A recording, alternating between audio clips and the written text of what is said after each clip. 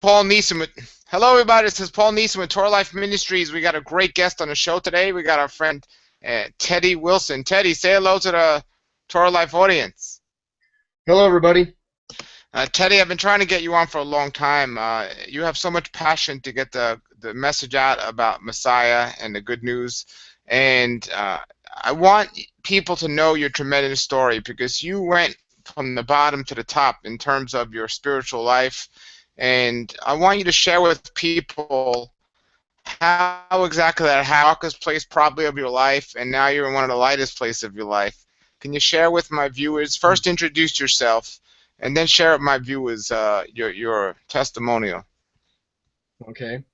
Well, my name is Teddy Wilson. In the my early adulthood, I got involved with gang activity in the state of California, which led to multiple prison terms. And also, it led to, while I was in prison, probably one of the best things that ever happened in my life. I had been raised in the realms of Christianity to a certain degree. I was a Pentecostal for many years, and while I was in prison, I met a young Hispanic man, and he began to explain to me the difference between the way he believed and I believed, and he gave me a booklet to read on the names of Yahweh and Yahshua, and that's where it all started. In 2004, I started studying Greek and Hebrew while I was incarcerated, and of course, I left the gang life and began to seek fellowship with the Messianic or Hebrew roots, Torah observant believers in Yahshua. And it's led me to a different diet. It's led me to a different lifestyle. And it's definitely led me to a deeper understanding of Yahweh's word and how to apply it to my life. So, Teddy, are you saying your first introduction to the Bible was somebody who was talking about the name of our Creator, or had you been studying Christianity and the Bible and then somebody opened your eyes to Hebraic roots? What exactly are you saying? Well, at one point in my life, I tried to get straightened out, and I got really involved with the Pentecostal movement, and they began to prep me to take a bachelor's degree, of course, in theology.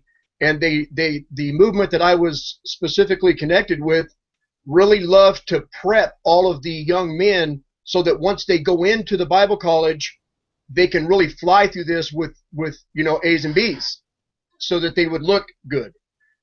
So they brought up the Hebrew names of the Father and Son, but then we just went right on to the next subject. So whenever I met this specific Hispanic man that I was telling you about, he had been listening from a distance for some time, and he approached me one day, and it took a lot of courage, Paul, for this young man to approach me. He was just, I'll never forget him. I can't remember his name, but I know I'll see him again one day, and I'll be able to embrace him. He was so small and frail. I don't know why he would have been in prison, but he came up to me with courage and with the brightness in his eyes that I have never seen in anyone else. And with courage, he began to explain to me the true meaning of the Father's name and the Son's name. And he, of course, handed me this booklet, and he told me to just read the first 10 pages of it. And if I didn't agree, well, just to give the booklet back. Well, that evening I took the booklet back to my cell, and I read the whole thing. And if you actually want to change your life in prison, you can. They give you all of the tools. There is libraries packed full of history books, encyclopedia sets. I mean, you can really do the research there. So this is when, in 2004, I began to say, you know what? I can't do both of these things anymore.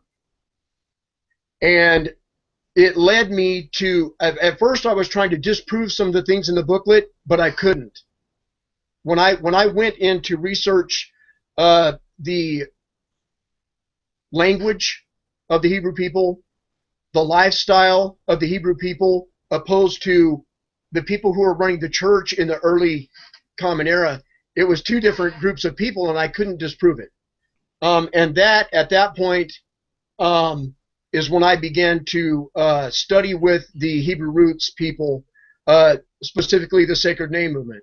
And then I tried to disprove a lot of things that I seen on the internet. Once I began to search, there was a lot of bad mouthing the Sacred Name movement. So I tried to investigate that. But the more I investigated the Sacred Name movement, the more that I seen a lot of things that people say about it were false. So I kind of stuck with that.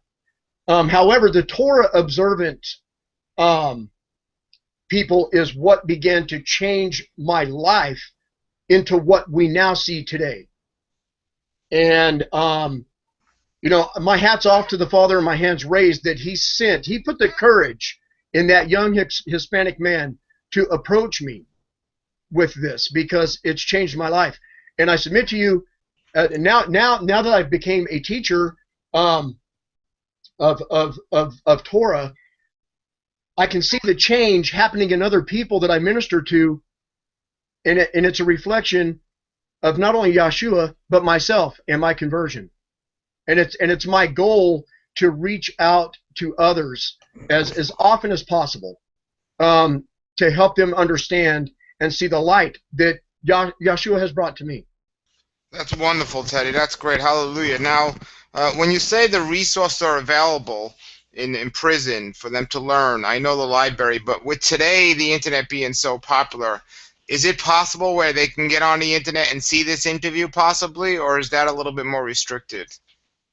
Yeah, some federal institutions allow the inmates to get on and send back and forth emails, and you have to be approved. But you can basically cut and paste stuff onto an email, but it's up to the directors of the institutions whether to either accept or reject what is sent to the inmates. But most state prisons don't allow any type of internet, especially because there's a lot of people in there for fraud, you know, and other things. Sure. Well, getting back to your story, and so when you got out of prison and you started, or you continued to research and study and now teach this message, what happened? Like, was like obviously what you're teaching with the true names, it's different than the typical watered down Christianity we see today. So did you run into a path where you ran into an issue with Christians, or did they accept you right away and agree with you? How'd that work? You know, there's been a lot of opposition from Christian believers, but not all. And whenever I always make sure that people understand when I'm teaching something about maybe some type of falsehood that stems from Christian theology, I always make sure that I say I'm not speaking against the people, because I love all people, but I'm speaking against the dogma of the religions that oppose the religion of Yahweh, which is Torah. See, Judaism is not the original faith of the Israelites. Torah is the original faith of the Israelites. And Christianity is not the true religion of the first century disciples, and people have been deceived into thinking that it is. You know, around 180 or so of the Common Era, the sheet went down, and then around 300 of the Common Era, the sheet comes back up, and all the Hebrew people were gone, and a new group of people were running this belief system. There's a red flag right there. So once you study these things, but we need to understand, to answer your question, we need to understand that most people believe that they were first called Christians at Antioch. But no, they were first called Nazari, or Nazarene, where we get the English word Nazarene from. Okay, and it means followers, watchmen. Okay, that's what they were first addressed at, because they watched and followed the man from where? Nazareth. So Sure. Amazing that so many people out there studying the scriptures. The blinds have just not yet been lifted from their eyes, and isn't that? Don't you find that amazing? Yeah, it's almost a blatant punch thrown by the enemy, and he tells you, "Hey, I'm fixing to hit you right between the eyes, but you got to take it." It's that blatant, you know. And anybody Absolutely. who can read the history on this stuff and not see it coming, I mean, they've just and sure, we want to embrace the things that our aunts and our uncles and our mothers and our great grandparents and our grandparents have taught us about Christianity, and it hurts many times to let these things go. You know, it hurt me to let go of a lot of the traditionalism in churchianity because, of course, we had to change the way we eat, we had to change the way we think, the way we act, the way we speak, what we celebrate, when we celebrate it. There's a lot of changes to be made. Absolutely. Absolutely. Now, Teddy, you're teaching people this, and you're very active with it. So I wanted to give that website out now, so people, if they want to learn more, not only about you, but about the teachings of the true faith of the scriptures. What's that website, Teddy? Our website at Seekers of Yahweh Ministries is yahwehsmessenger.com. And you can also email us at yahweh-613@hotmail.com. Okay, we're going to post your website below the video here and also below your name.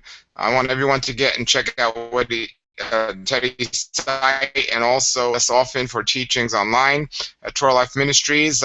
He's a good word, a good brother, so definitely connect with him. And Teddy, anything else you want to say before we end? No, I just want to encourage everybody that's watching this, especially if anybody happens to be an ex-felon, which I don't think we draw too many of those. But if there is anybody out there that ever has had any type of setback in life, whether it be you used to work at a very big company and now you're working pumping gas somewhere, or whether you were an ex-convict or whatever it may be, seek the Torah. Seek the language and seek to join yourself to like-minded believers in Yahshua, because it is life-changing, and it will keep you on the right path. And we know we need to be following the one that set that path, that example for us, which is Yahshua. Hallelujah, hallelujah. Thank you, Teddy, for taking that time out of your busy schedule to join us. And again, everyone check out Teddy's site and get in touch. Thank you so much, brother. Hey, Yahweh bless you, brother, and thanks for having me.